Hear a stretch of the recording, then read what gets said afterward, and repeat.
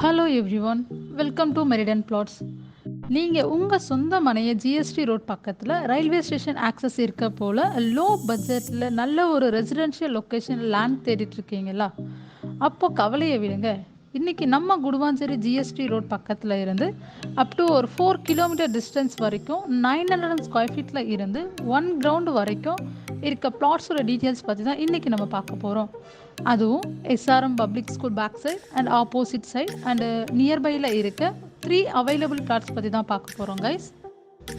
First plot Guduvanchery GST ரோடில் இருந்து OMR connect ஆகிற ஸ்டேட் ஹைவே ரோட்டில் இருந்து 300 மீட்டர் டிஸ்டன்ஸில் தான் அமைந்திருக்கு.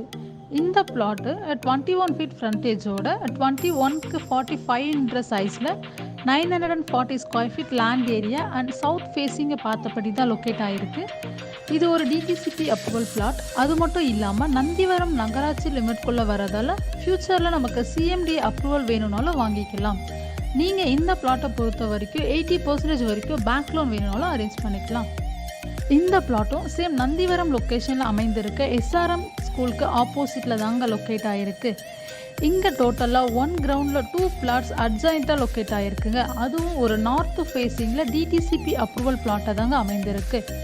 இதுவும் நம்ம நந்திவரம் நகராட்சி லிமிட்குள்ளே வர்றதால ஃப்யூச்சரில் சிஎம்டி அப்ரூவல் வேணும்னாலும் வாங்கிக்கலாங்க.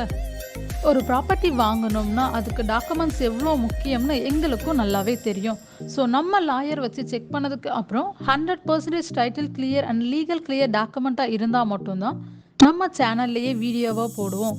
நாம் பார்த்த இந்த எல்லா பிளாட்ஸ்க்கும் 100% லீகல் கிளியராக இருக்குது. ஒரு சிலர் இன்வெஸ்ட்மெண்ட்காக பார்த்துட்ருப்பீங்க. ஸோ அவங்களுக்குமே இந்த பிளாட் சூட்டபுளாக இருக்கும். ஒரு லொக்கேஷன் எடுத்துக்கிட்டிங்கன்னா சரௌண்டிங் எந்த அளவுக்கு டெவலப்மெண்ட் ஆகுதுன்னு என்பது எதை பொறுத்து நமக்கு தெரியும் அப்படின்னா, அந்த லொக்கேஷனோட சரௌண்டிங்களோடைய லேண்டோடைய ப்ரைஸ் இன்க்ரீஸ் ஆகிறத பொறுத்து தான் அந்த லொக்கேஷனோட டெவலப்மெண்ட்ன்றது இருக்கும். ஸோ அந்த வகையில் நம்ம கிளாம்பாக்கம் சரௌண்டிங்கில் இருக்க இடத்தோட டெவலப்மெண்ட்ஸ் லாஸ்ட் 1 இயரில் நான் சொல்லி தான் உங்களுக்கு தெரியணும்னு இல்லை, இன்னும் ஃப்யூச்சரில் கோயம்பேடு சரௌண்டிங்கில் எந்த அளவுக்கு லேண்ட் ப்ரைஸ் இருந்ததோ அந்த அளவுக்கு இன்க்ரீஸ் ஆகும். நீங்கள் சைட் விசிட் பார்க்கணுன்னு நினச்சிங்கன்னா ஃப்ரீ கேப் ஃபெசிலிட்டி கூட இருக்குது. லேண்ட் தேடிட்டு இருக்க உங்கள் ஃப்ரெண்ட்ஸ் அண்ட் ரிலேட்டிவ்ஸ்க்கு இந்த வீடியோவை ஷேர் பண்ணுங்கள்.